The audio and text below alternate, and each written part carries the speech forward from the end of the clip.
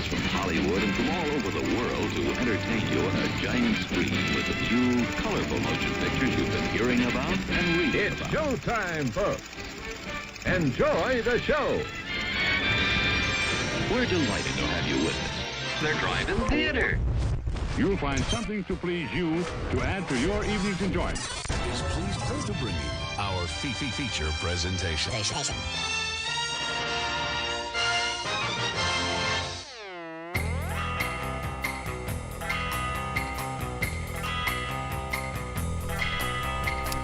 Good evening, everybody. It is 8 o'clock Central Standard Time, May 27th, 2024, and you are tuned in to the Drive-In Speaker Box Podcast. I'm your host, Bo, the boom operator. I'm Slick Doggy the Grip. And we're going to be here for the next hour-ish talking to you about movies like we do. We've got a lot of movies to talk about. It's Memorial Day. Happy Memorial Day. Did you work today? No, we did not. No. Yeah. Is that what you say, though? Do you say Happy Memorial? I mean, why wouldn't like, you? Well, because it's like... What do you say? Most stern and heartfelt Memorial Day, my gentleman. Like, I don't. How do you just have a good, pleasant, and relaxing Memorial Day? Unless you're one of our friends in our Northwest Arkansas area that got hit by a tornado here. Our neighboring cities, Rogers and Bentonville, got kind of hit with a tornado. Kind of sad stuff. If you guys do live in the area, there's a lot of cool resources to donate your time and money in. It is our hearts go out to everybody. It's been not good for them. I didn't even realize that it rained that night. I was playing a show at Smoke and Barrel and didn't even know. Yeah, I could see lightning to the north that was just, it was constant, right? And I was like, wow, that's a lot of lightning because there was no break in between.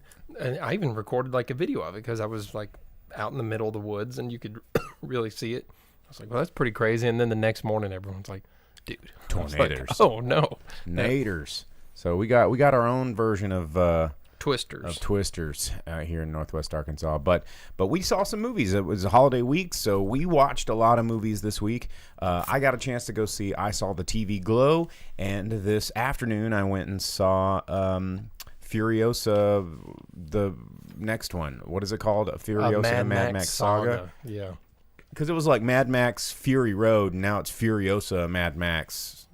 Whatever, from the visionary mind of Happy Feet director George Miller. Mm-hmm. Every article is so like wang-tuggingly worshipy about like George Miller, like he's just this guy that invented cold fusion, sliced bread, and the cure for cancer. And they're like, this visionary mind. It's like he's just a guy that made some movies about cars in the desert. That's it. I mean, then Happy Feet. But I saw that. What did you see? I watched Garfield because I did not want to watch Furiosa. And you like lasagna. And then I, at home, watched Blue Angels only to find out that we did get it in our theaters. Oh, for a limited time? Yeah, we have it here right now. So I missed out on Blue Angels at the theater, but I did watch it at home. So, yeah, I got Garfield and Blue Angels in. All right, well, we've got a lot of movies to talk about, so we're going to try and get on with the show. If you guys are following along at home on one of your live streaming platforms, we do this show live every Monday. We love Twitch. You can follow us over on Twitch, on YouTube, or on Facebook. We go live every Monday night at 8 o'clock Central Standard Time. Just search for the Drive-In Speaker Box. And, yeah, if you are listening to the podcast at home via whatever we subscribe to podcasts, thank you. But if you want to get on the chat, if you want to be one of these people over here on the screen that you can't see, if you're just listening to the audio, you got to get on the live, and a lot of fun stuff. So the poison for Cusco's poison. Is that what you're doing? Yes. Okay, well, news. Let's hit some news. I had just a couple of things that I was going to talk about, and I don't know why this is like news, but it is. Mainly because I'm not a huge fan of the Knives Out like verse. Like Knives Out was fine, Glass Onion was fine, and now they're like the title of the third, Rian Johnson Knives Out film has been released. Oh my gosh, Benoit Blanc, and like just the title is news somehow, but it's called Wake Up Dead Man, a Knives Out mystery. And I like, this is the thing I think I hate the most about these Knives Out movies is Knives Out was like the name of the movie. Not the name of the anthology or the series or the character, but they're like, because the first one was so popular, they have to keep calling it by its name. Like, it's not Benoit Blanc Mysteries, murder guy. Yeah, but you go with what's catchy, man. You know? Well, I mean, but this movie probably has nothing to do with knives. But, I mean... And neither did the last one. I don't think the first one did either. Yes, it was like a knife... No, they got stabbied. No, they just had like the phrase. And everybody was against each other. That's why it's called Knives Out. Yeah, I don't know. I just don't like the word. I just think just the call it grandpa something else. was poisoned or whatever. Do we have to just rely on stupid nomenclature? Just call it Knives Out 4. You know what happened to that? Third one. What happened to this? What happened to just calling it the number? Can we? What happened to movie titles? Why did they get so stupid? I mean, Star Wars didn't have numbers. Well, it was Star Wars, and then it was Empire Strikes Back. And it opened up with episode 5. Yeah, but it wasn't called Empire Strikes Back, a Star Wars saga. That didn't happen until recently. But the new ones are. I know, and that's what I'm talking about. It's so stupid. Or like Return of the Jedi, a Star Wars saga, Part 4, The Jedi Cometh. You know, like, just call it fucking Star Wars 20. Like, I don't need these semicolons and ellipses and punctuation in my title. Just give me a number. Tell me what order I'm supposed to watch these fuckers in. Well, it doesn't matter, right? I think that's part of it. Is it might not matter so much. Well, okay. I liked Knives Out and Glass Onion was fun. Well, and speaking of Netflix, because this is coming out on Netflix, did you see the trailer for the new Beverly Hills Cop 4? Which is not called Beverly Hills Cop 4. It's called Beverly Hills Cop Axel F. Yeah. I saw the new trailer for that one, too. What'd you think about it? Like that remix of Neutron Dance? I think it was cool to see old Perfect Strangers dude is going to be back in there. Oh, yeah. And everybody's, everybody's back. Yeah. Michael Keaton's brother's back. The other Keaton. What's his name? Balky. Yeah, Bronson Pinchot. Thank you. Yeah, I don't know, but yeah, everyone's He's there. in there. Judge Reinhold's back. Yeah, I mean, I guess the story is that they got to save him or something from the new trailer. He's back. He's back in. He went down him doing a neutron dance. Even though like all the like epic remixes of that song in the trailer, it was like do do do do do do. Yeah, well that's do do do do do. That's why they call it the Axel F trailer, man. Because it just has the Axel F over and over again. But the Neutron Dance is arguably the best song to ever come out of the Beverly Hills Cop franchise. They say the Axel F song, even though that's Harold Faltermeyer, and he can do no wrong in my eyes, except for that movie he did with Kevin Smith. That soundtrack wasn't great. But Neutron Dance, man, that's such a good... Man, it's hard to like every car chase in the 80s with those boxy ass police cars, just Neutron Dance. Like that is the ultimate 80s car chase song. Like it's just so good. And there's a fruit vendor for whatever reason and like a stack of cardboard with like packing peanuts and the paper shreds, like the Chinese newspaper shreds that are in there. Like, oh God, you have to like drive through those and like carts with baskets with like brown paper bags and and dude, and then someone inevitably like going like this, like you can't see this if you're listening. They go and they like pull the glasses off. Like there's always that. Neutron Dance embodies every bit of the people carrying panes of glass. That was like a trope in Back to the Future, like the carrying the panes of glass. Bernard on Facebook is like, I'm just here for the beatbox parody songs. Like, yeah, because Neutron Dance is great. But anyway, the Axel F trailer, it's out there. You can check it out. And the last bit of news I wanted to bring up, and then I'm going to pass it over to Jake, see what he's got in his list. The Munsters. We talked about the Munsters when everybody was talking about the Rob Zombie film, The Munsters, that was unwatchably, horribly bad. So bad. I hate everything about it. It was... I mean, if you were to like distill cringe, just like put it in a still, like let it sit, and you get the essence of cringe. Film. Yeah. My God, that movie was so unwatchable. But now, another horror icon that's not Rob Zombie is set to get a dark reboot of the Munsters, which that also doesn't make sense because the Munsters aren't dark. Like, none of it's dark. No, they're light and comical. That's what makes them. They're dark monsters that are light and comical. That's what makes the Munsters the Munsters. But James Wan is set to reboot this. Really? Yeah, and it's just going to be a jump scare, like extreme horror. Like, I mean, James Wan. Like, we all know James Wan at this point. We don't have to give you a rundown of the movies he's been responsible for. But who said, you know what? This. Whoever watched Wednesday on Netflix and saw that it made money, and they're like, yeah, let's turn Munsters into real horror.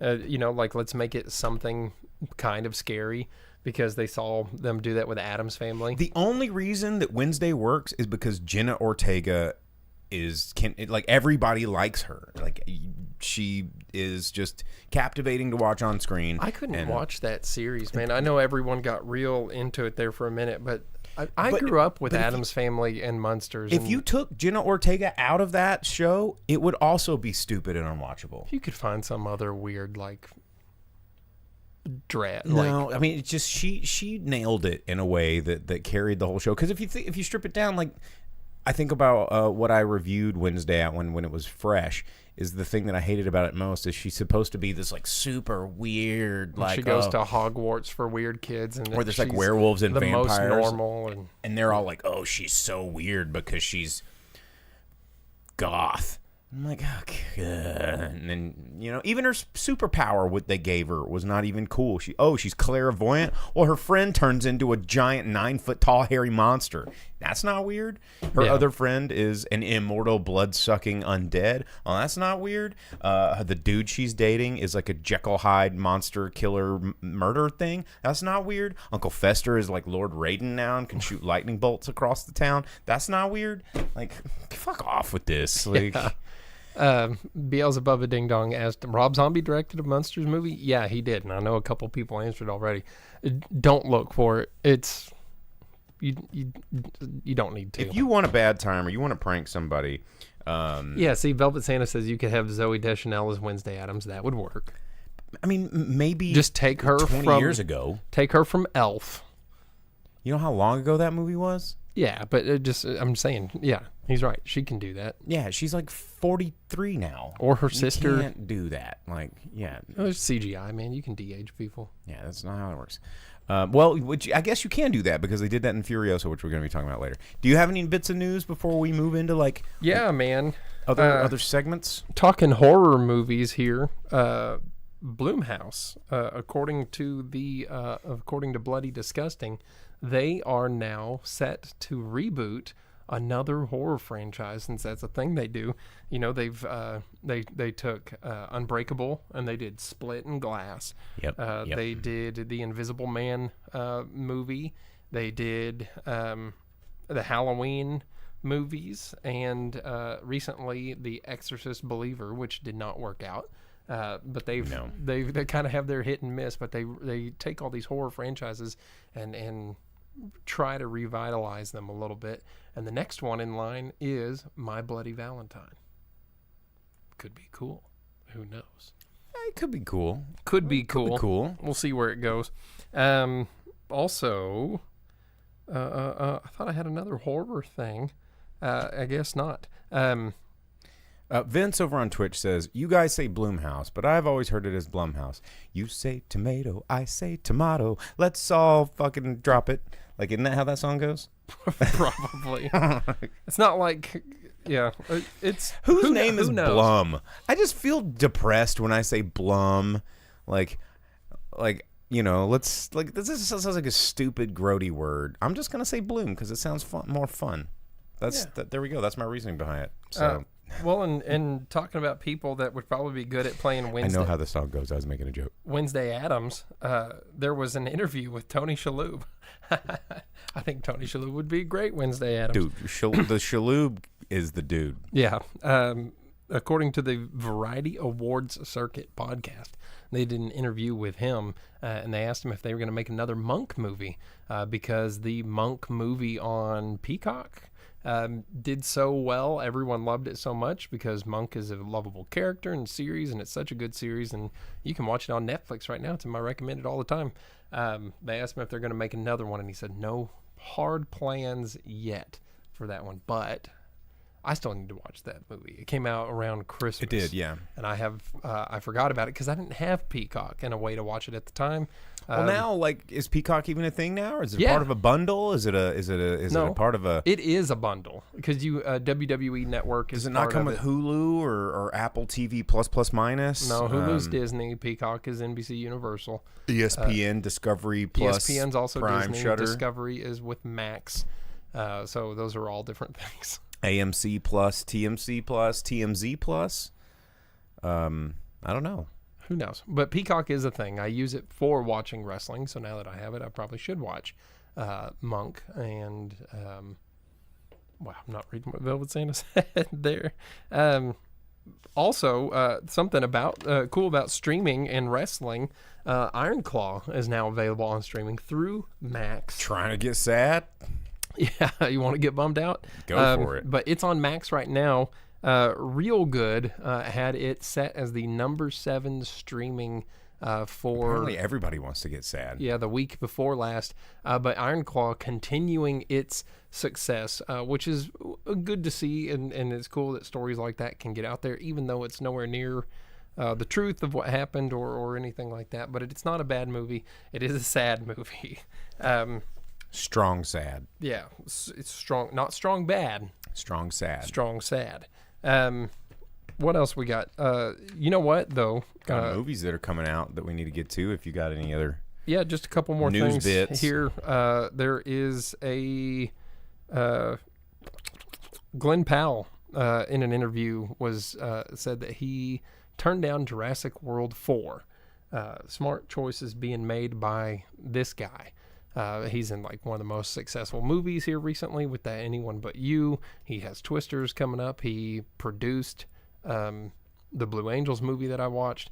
He's saying no to Jurassic World and other dumb franchises like Bourne 6. He said no to like the next Jason Bourne movie. Wait, is it called Bourne 6 or is it like... No, who knows? But the... like pistol whip showdown newspaper mustache, a Jason Bourne saga the point extravaganza. Of it is that his reasoning is that he wants to do things that are fun for him and people to watch. He's not just like, yeah, that'll be a great paycheck. So that's pretty cool that he's making good choices like that, not just getting it in there for money like some of the movies we're probably going to talk about in a minute. And then I guess the last thing I got right here is that today, Star Trek 3 40th anniversary 4K UHD Steelbook release.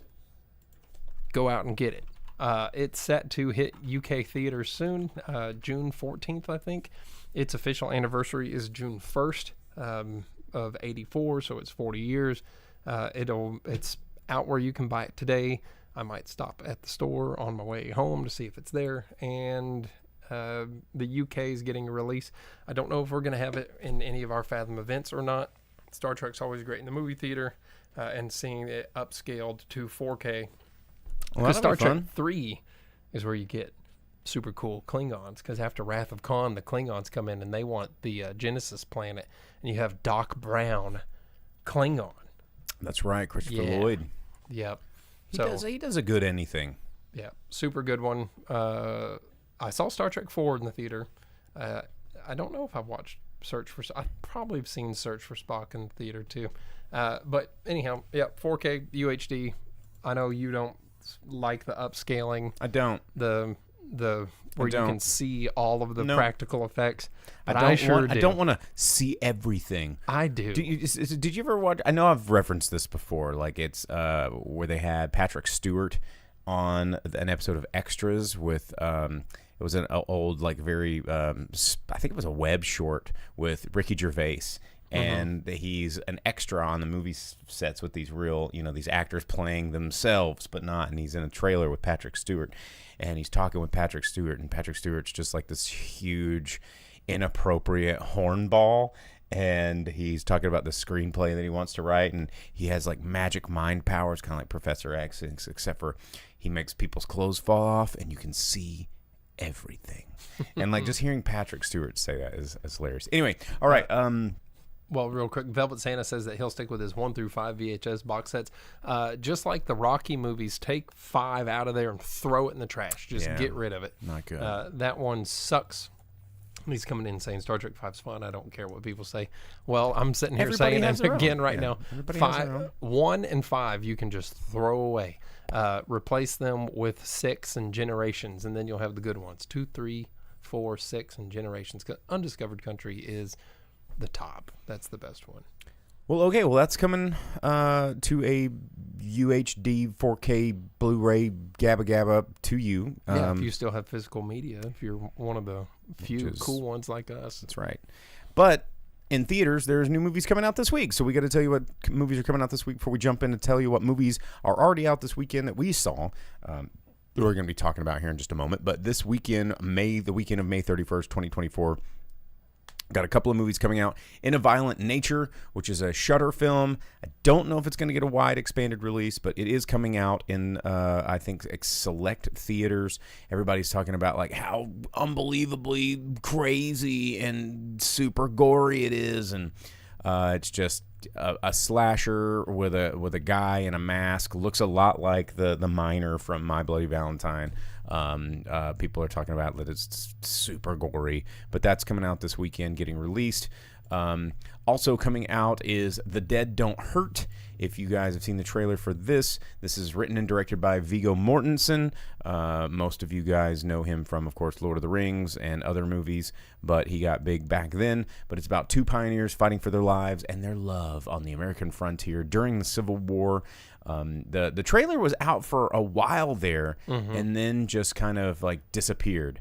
But it's finally coming out this Viggo weekend. Mortensen makes good He westerns. does. He really does. Appaloosa is really badass, and He's Hidalgo is really good. He's a talented dude, and I don't think people give him enough credit these days.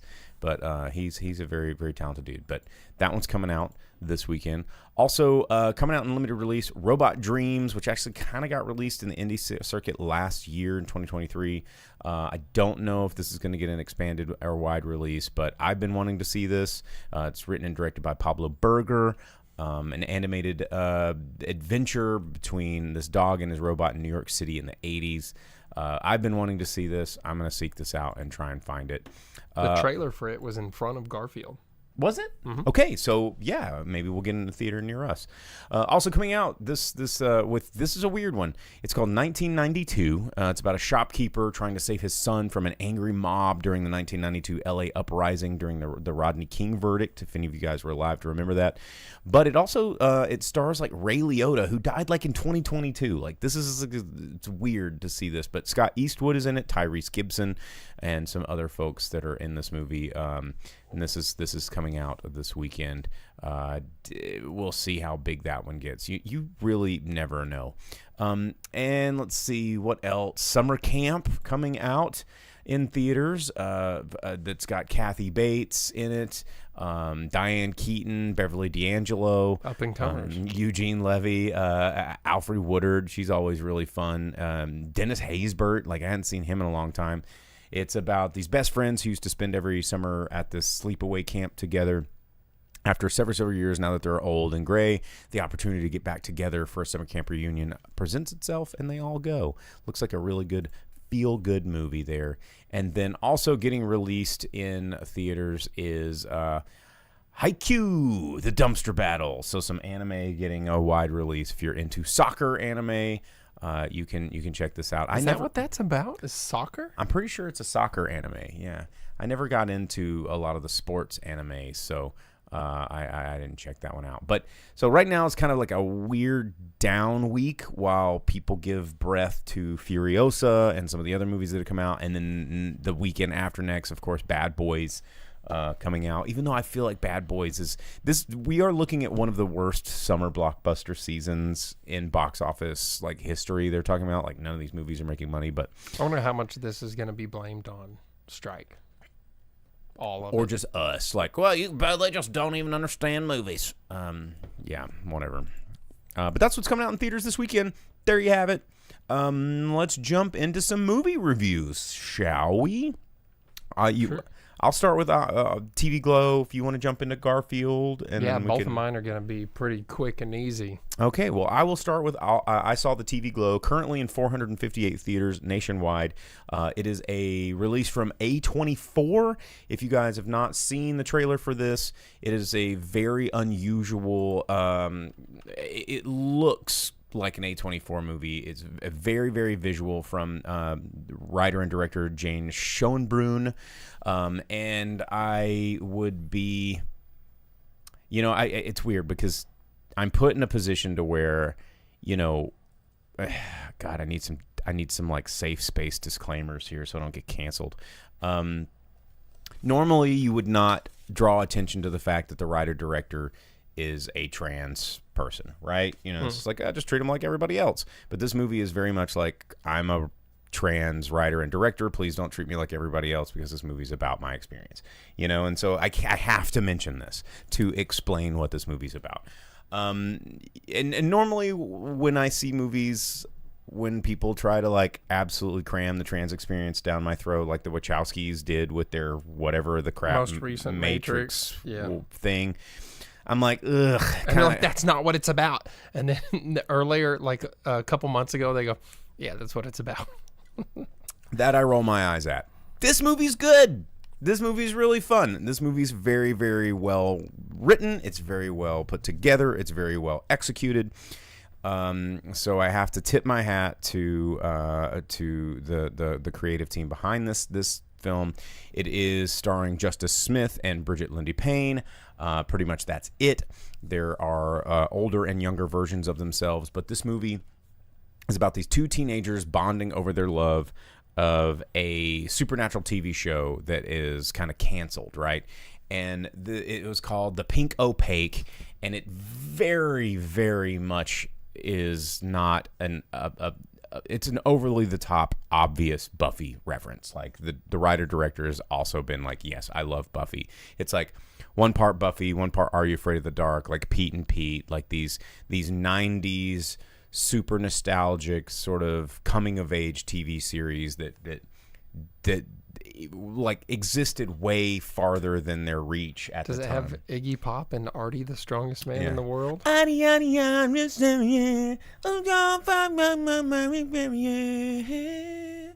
isn't that how that song goes? What? Looking at the leaving rain. The like Pete and Pete Pete and theme? Pete song, yeah. I don't know about that. Yeah. Anyway, so this movie is really interesting because it explores a lot of really interesting ideas and a lot of really cool coming of age ideas in terms of like identity and queerness and just growing up and becoming an adult and nostalgia. Like the concept of nostalgia in this movie is really, really cool because, as this movie is really hard to explain. I remember when I'm sitting in the theater and the credits rolled, half the theater was like, the fuck did I just watch? They thought it was going to be like a jump scare A24-ish horror movie that makes you feel like artsy. And this movie's not that. This movie definitely leaves you thinking, like, what the hell did I just watch?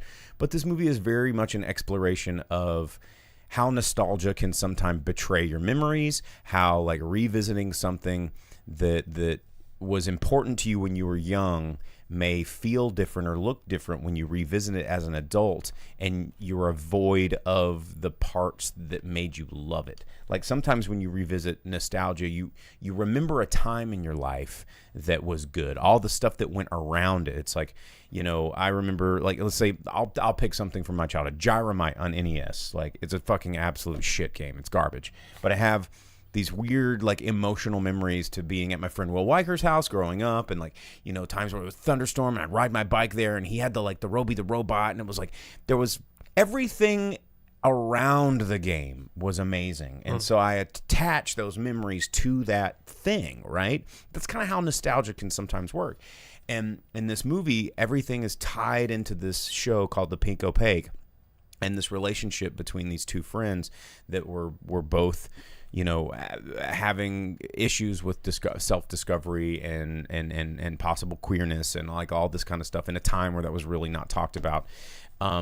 But then, like, reality and non-reality blur in a way to where by the end of the movie, you're like, okay, well, did I really just watch this fantastical element, or was all of this very metaphorical?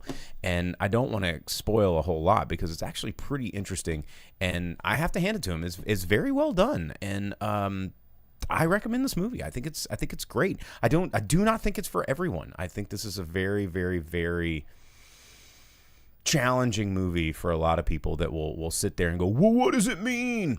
Like, it's not that crazy. It's just didn't hand it to you on a silver platter. And I appreciate movies like that. It's very obvious what this movie's about, but when you're half the theater that I was in, they're like, man, where's the monster? Is it real? Is that person like, wow, he just opened his chest up and the light came out? You go to a lot of those movies. Oh God, I know. Where the bros are there being like, well, that's not what I wanted to see, dude. Yeah, and it was sad because I'm like, you guys are totally missing the point of this movie. And as Velvet Santa on Twitch said, any of those bros sitting one seat apart from each other, yeah, pretty much all of them. It was interesting, but I think the movie was great. Great-ish. I think it had some work to be done.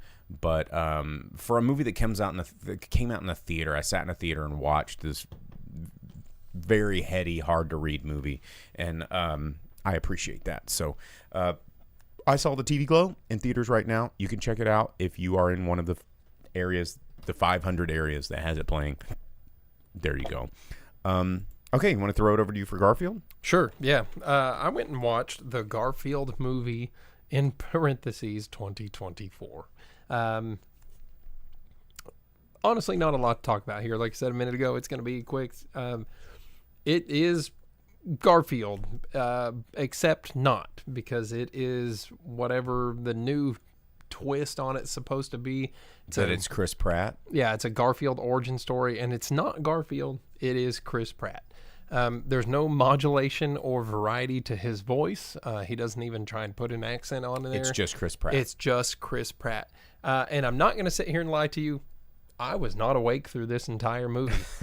It was very, very difficult. There was several moments where I would wake up, I would have the gist of what was going on, and then I would catch myself waking up again and feel like I missed nothing. I mean, it's a kids movie that's very clear. You know, it has paper thin plot. It jumps from point to point. But there's not anything interesting there to keep you there. And all of the good voice acting is wasted. You have Chris Pratt just talking like Chris Pratt. You have Sam Jackson trying his best to be just a voice actor. His character is pretty good, though. Like the dad, Garfield's cat dad. I mean, there's a lot of stars with in some here. Stars, like Jeff Foxworthy's in it. Yeah, but he's just like little, like a bit part. John is played by Nicholas Hoult, but they have his voice in such a high register, and he doesn't really get a lot of lines there. You would never know it's Nicholas Hoult, but I think that's just because they tuned it that way. Snoop Dogg was in it? Yeah, he plays like a weird cat. Harvey Guillen does the voice of Odie. Does Snoop Dogg play a cat that's high? You know what? Because like every time Snoop that Dogg's was a one of voice, the he's parts like, I wasn't. "Hey." It was one of the parts I was not awake for, but I feel like I missed nothing. Really, the only voice acting talent you're getting here is Ving Rhames. He plays this bull that's been separated from a cow because they go through like so many different animals in this weird adventure that doesn't make sense or need to be there. Because there's an evil cat played by Hannah Waddingham, which you saw most recently in Fall Guy. She was the evil Septa from Game of Thrones. Oh, yeah, The that's Shame. right. Like she has some. She's like the bad guy. She's the evil cat that sends them on this milk run, which is like the whole movie. It's like a caper. Yeah, Heist, a milk heist. Yeah, she's mad at Garfield's dad. You know, cats don't even really drink milk. Yeah, it's bad for them. Yeah, that's a cartoon thing. That's so stupid. She's mad at Garfield's dad, so she kidnaps Garfield. But her and Ving Rhames, maybe a little bit of Cecily Strong are like the only ones that have any sort of voice acting going on. Everyone else is just there reading their lines. And it is such a boring, flat movie. And there's no excitement. The music for it's bad. And the whole time, you just have Chris Pratt talking to you. So if you want to feel like Chris Pratt's kid, and he's just reading a book to you, and he's tired of your crap, you can go watch him be Garfield. But there's not really that much entertainment value in this movie. I asked my girlfriend about it. I was like, did I miss anything, or what did I miss when I was asleep? Garfield doing Garfield stuff. Yeah, she's like, oh, there was this sad stuff about him and his dad. I'm like, oh no, I saw that part because they recapped it 3 or 4 times. And she's like, oh, okay, well, you didn't miss anything. So you know, there's nothing here. It's just another animated movie to go to. I don't know if even a kid would really be super jazzed about it, because there's not nothing much to going get on jazzed there. about. It's just Garfield eating a little bit, Do and these then kids he gets even in give trouble. a crap about And like then he eats, and then he gets in trouble, and then he eats. And there's no reason for Garfield to be on some extended like life or death stake adventure. Like, that's not the comic, you know. And I know the cartoon had a little bit more to it, but any episode of the cartoon is far more entertaining than this movie.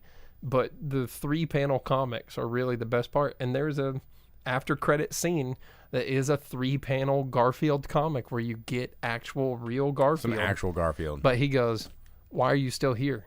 "Oh, I know. You're waiting for the sequel." And that's like, it's a 3-panel comic. Good. And that's the only real Garfield you get in the whole movie. So yeah, it's very dumb. Not worth the time. But it looked better than going and watching Mad Max. Which is what I Mad saw. Max adjacent. Mad Max adjacent, which is what I saw, and I guess I'll jump into that review now since we've got so many things to talk about. The other movie I went and saw today was Mad Max Saga, the Furiosa: A Mad Max Saga, which is the sequel almost 10 years later, which was supposed to be filmed back to back. I don't understand why it wasn't, because the wildly successful, from visionary genius mind of George Miller, can do no wrong, mad, amazing, genius, super genius, visionary. Okay. This movie wasn't unwatchable. It was not like bad. I didn't go, ugh, I hate this movie.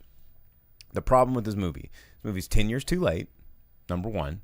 This movie is CGI heavy, and I've read reviews where people are making excuses for it because they loved whatever the fuck the other one was called. Fury Road. Furiosa Road. Well, a lot of people, I feel like that was just their introduction to Mad Max, and so they're like, oh wow, look at this. This is really cool. It's like, you haven't seen. Well, and I will say that in retrospect, compared to this one, Fury Road was cool. There is a lot of practical effects, a lot of stunts, a lot of real shit happening, a lot of cool cars, a lot of people jumping around and ramping, motorcycles and blowing shit up, and it's visually pretty amazing to watch the behind the scenes stuff of how they made that movie. This movie was predominantly shot on green screen, and it shows. And some people are like, oh, that was an artistic choice, just like The Flash. Oh, so it's like an episode 1 to episode 3 type of thing. Mm-hmm. Oh yeah, the Flash with its terrible CGI. Oh, that was on purpose. It's bad because it's the Speed Force or whatever. It's on purpose.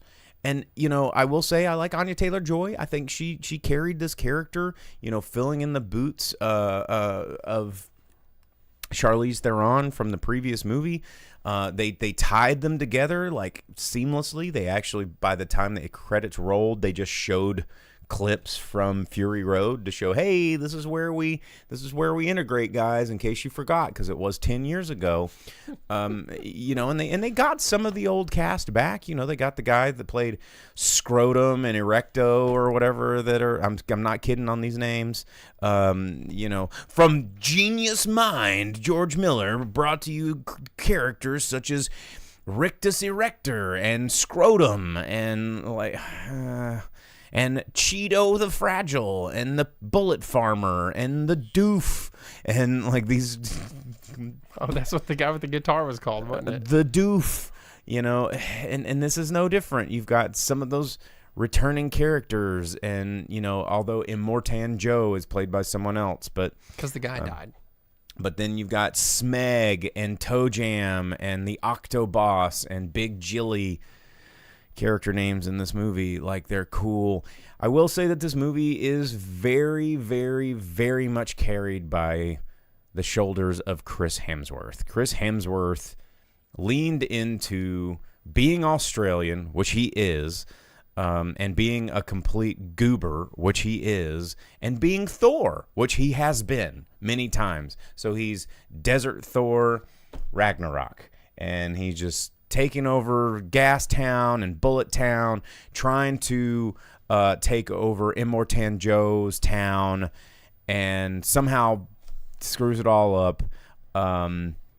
You very much miss the whole how Bullet Town and Gas Town basically got completely destroyed. So how did Immortan Joe at the Citadel still have access to all these bullets and gas and inexplicable cabbages that are everywhere, even though that there's no place that has green, even though the truckloads of cabbages somehow show up all the time? I don't know how that works, but that's a thing that pissed me off about this movie.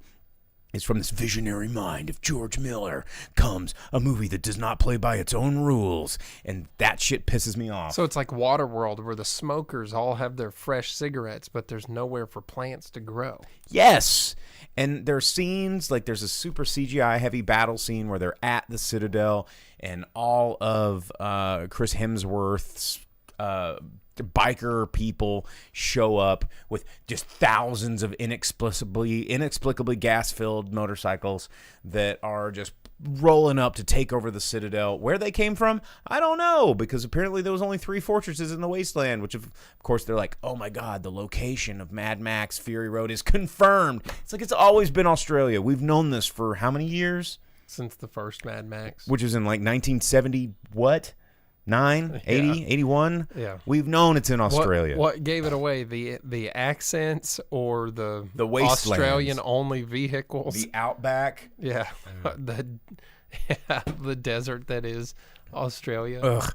But anyway, Dementus, played by Chris Hemsworth, captures a young Furiosa who lived in this green place that she knows of and never seems to get back to. And this is the story of her growing up and getting caught in this battle. But there's this huge battle where they pull up, and all of these chains, like Hellraiser, right? They come flying out of the sky and like lifting up all these cars because like Immortan Joe's Citadel is like, oh, don't fuck with us. And they're like, you're gonna die. Chains literally from the sky just coming down and like uprooting motorcycles and cars. And I'm like, what are these hooked to? Because they literally just did a drone flyover of the entire Citadel, and there's no cranes or system of like pulleys and rigs that can like zip down these Hellraiser chains. And like, oh man, it made me so mad. And they don't Well, then they don't deal in all the whole titty milk and semen drinking that Immortan Joe does. They just have the one guy that just has his nipples cut out of his shirt, the fat dude with the nose thing. It's just like in every scene, he's just sitting here jiggling his nips, and it's oh my god, it was so. Is that a real thing? Yes, it was half the movie, and and it's like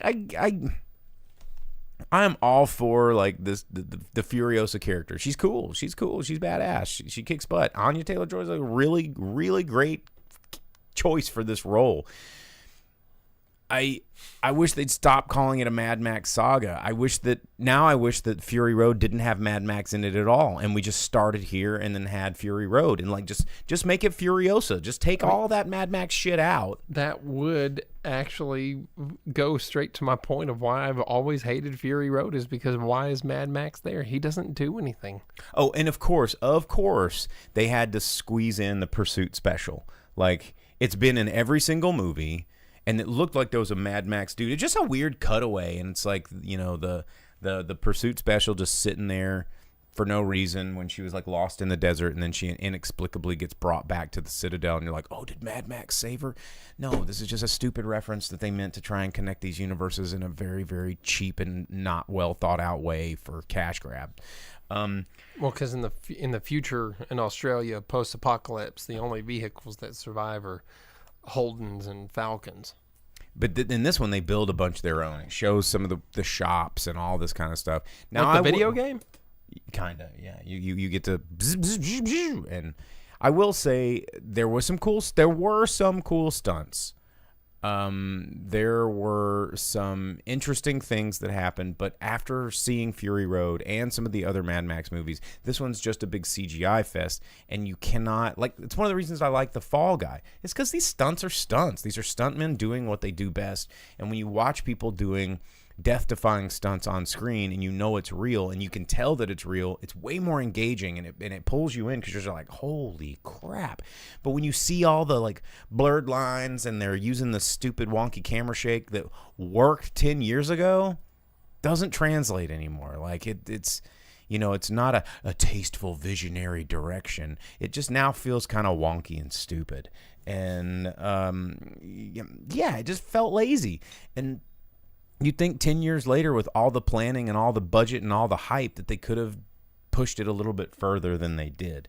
And, I was a little bit disappointed, especially at a 2.5 hour runtime. Like, it did not need to be 2.5 hours at all. They said that, the original Fury Road had like over 2,000 visual effects shots, 480 hours of footage. Like the final film had over 2,700 cuts. This one had half that, and it was like 2.5 hours long. But people are like, well, that was on purpose for reasons. Don't get mad at it. The guitar guy, Velvet Santa, asked on Twitch, did they replace the guitar guy with a DJ and a laptop? The guitar guy was in it at the very end going, hey, remember this? Remember the parts that you liked from this thing with the guy and the guitars and the speakers? Which still don't make sense now that you've tied them together. It's like, what context does that person have? Because nothing like that was at the Citadel until they, I guess, started the 40-day wasteland wars between Gastown, Bullet Town, and the Citadel, which, again, raises so many questions of how do you support all these people in this wasteland when you are only manufacturing bullets, gas, or gasoline, bullets, and virgin, like, weird fetus monsters. Like, Immortan Joe's whole deal is he's trying to just like impregnate a bunch of ladies with his wonky, like, apocalyptic goop, and he can't have kids. He wants to sire kids, but they all come out like malformed, and like that's his whole thing. He's like, I just want to have a son, and they all come out like deformed and terrible. And like, that's this movie. Everybody's just like, oh, it's art. It's not. Like, it's poop. There's some cool stuff that happened in the Mad Max world, right? Just because Road Warrior and Thunderdome. Just because some cool things happened in this world. And there was a lot of cool things that happened in Fury Road. That does not give all these things a free pass. And Was it fun? Sure. Do I regret seeing it? No. Was there some cool action scenes? Is Anya Taylor-Joy awesome? Absolutely. Would I see this movie again? No way. No way.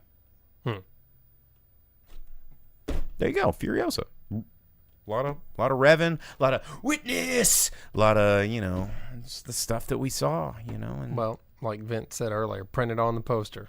Not unwatchable, Raves Bow. Yeah, there you go. All right, well, that movie is in theaters right now. And, we've got One more. Blue Angels and then the box office. Given your distaste for CGI and green screens and fake stunts and all that, not here, not in Blue Angels, because it's a documentary about dudes that do crazy stuff in airplanes for real. Being 18 inches away from one another, going 400 miles an hour. That's crazy. And happen to be in absolute sync. It is a documentary from Amazon, produced by Glenn Powell from Top Gun Maverick. And it's about, it follows a season of Blue Angels pilots. So it has all of these Navy and Marine pilots that make up the Blue Angels, and it shows, it starts with their bringing in new pilots, getting them trained up to go on 8-month-long tours across the country to showcase the Blue Angels, and then replacement of the leader, referred to as boss, and then his training going into the next season. So it follows them for about a year, and you get to see everything Blue Angels, and it is so cool. This is something that I wish that I would have been able to watch it in the theater. We do have it here if you're here with us. What theater is it playing at? Is it Malco? AMC. Oh, AMC? Really? Yeah. It's probably at Malco too. It'd be sick in the IMAX. Oh, dude. It's not going to play there, though. My home theater did a fine job of like having cool noise and like whoosh, whoosh, like all that kind of stuff. But it would have been so much better in the theater to be in the sky with the Blue Angels, to hear all of the sounds of the jets and stuff like that. But it's super rad. It's just documentary about real people doing incredible things and insane maneuvers that they should not do. And it shows what it's like to be in the Blue Angels. And it's just super badass. It has really cool like 80s action music put to like Blue Angels doing real stuff, and dance, yeah, kind of like Top Gun stuff. Yeah, Top Gun. What music, about Neutron Dance? No, but that would have been. No, dude. But yeah, man, it's fantastic because it's all real. It's it's just a documentary. It's them following these guys. Very cool. If you like documentaries, if you like planes or fast or action, if Top Gun stuff gets you hyped, it's a fun watch. It's available on Amazon if you don't have it near you. It's definitely worth a ticket to go see it in a theater so that you have big screen, big sound. Definitely go check it out if you get the chance. Oh, Velvet Santa says it was at the IMAX. Oh, was it? Yeah. Well, not here. No. Yeah, here's a Commodore 64 Neutron Dance. That's not going to get us flagged, right? Yeah,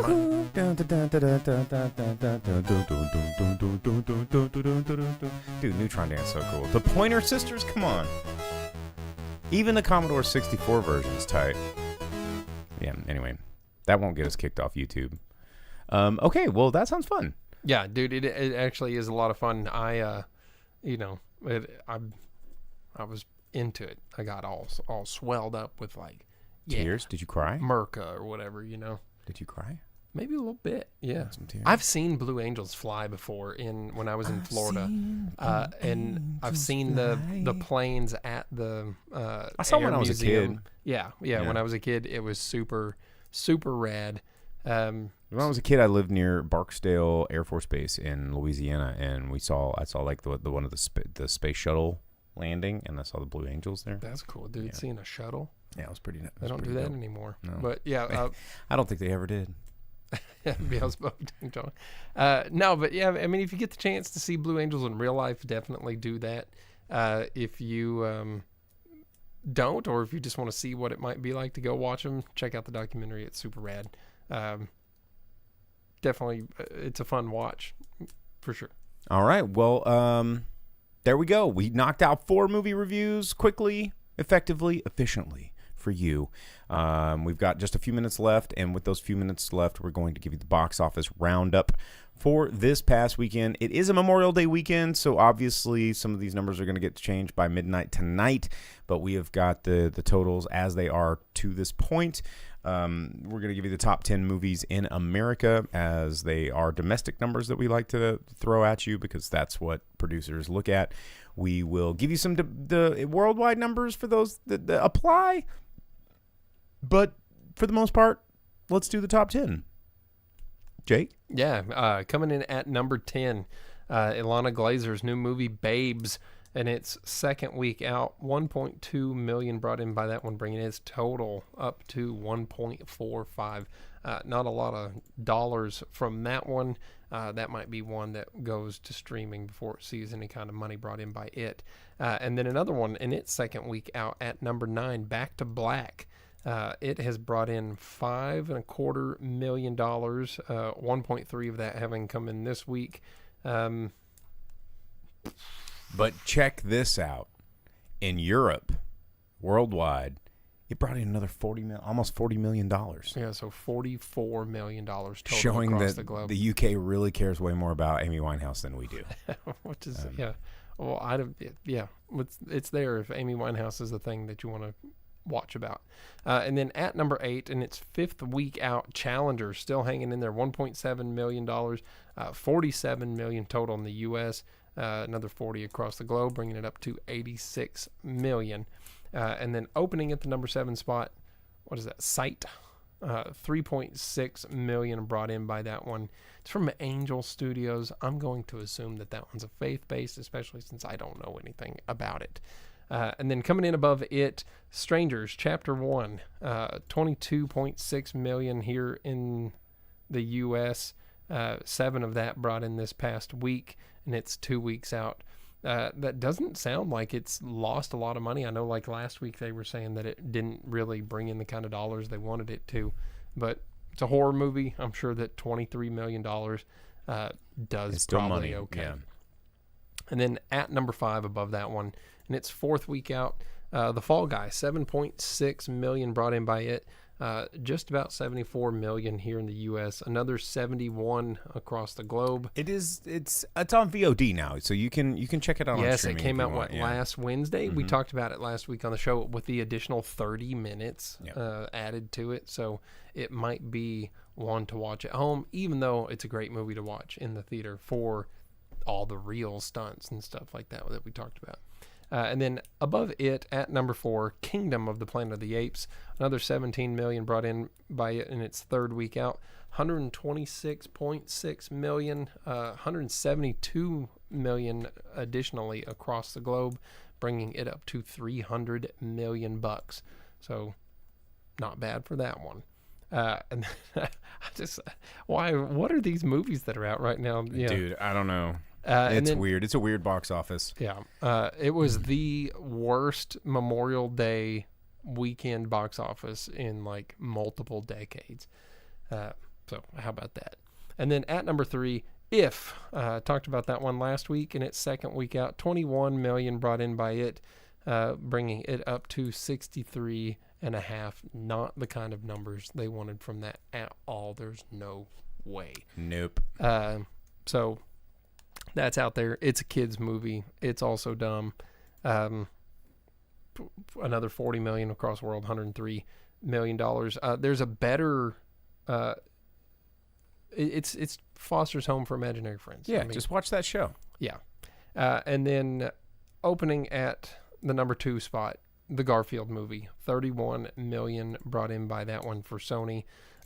It opened across the globe before we got it here. It brought in $66.3 million So it's across been the world. it's been making a little bit more money overseas. Has nearly $100 million total globally. It's not the most expensive looking movie in the world, so who knows? I think it has to make like $200 million to get back all of its advertising budget and everything. Duh. So it's halfway there already. And then at number 1, Furiosa, a Mad Max saga, $32 million here in the U.S. How about it? Yep. Another 32 across the world. Yeah, but 64. not even close to what Fury Road opened with. No. I've seen nothing but them being very disappointed about everything on Furiosa. Because let me take a look. Let me see. I if think I can you're right find... too. It's been almost 10 years since the last one. Yeah, Fury Road. Let me see if I can find the opening for Fury Road. The opening for Fury Road, its full worldwide gross was $380 million.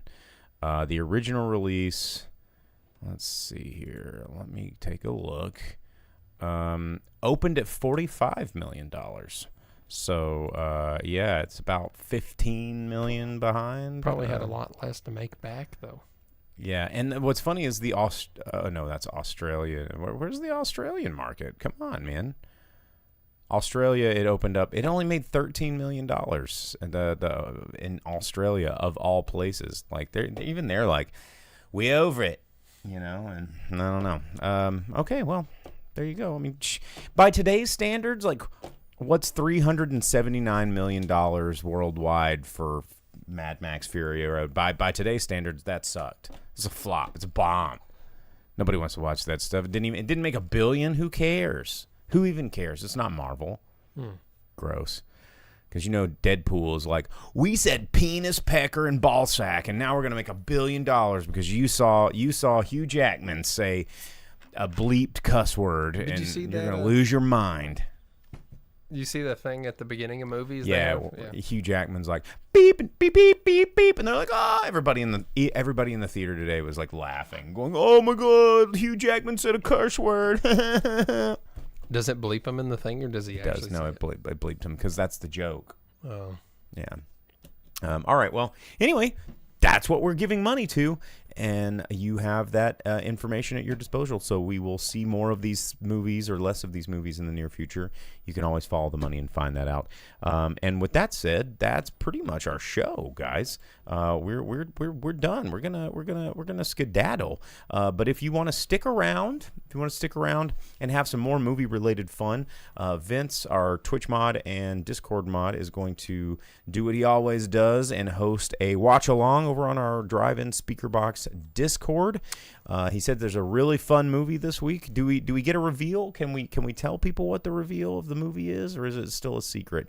Because I want to entice people on the Discord if they want to know. You can come.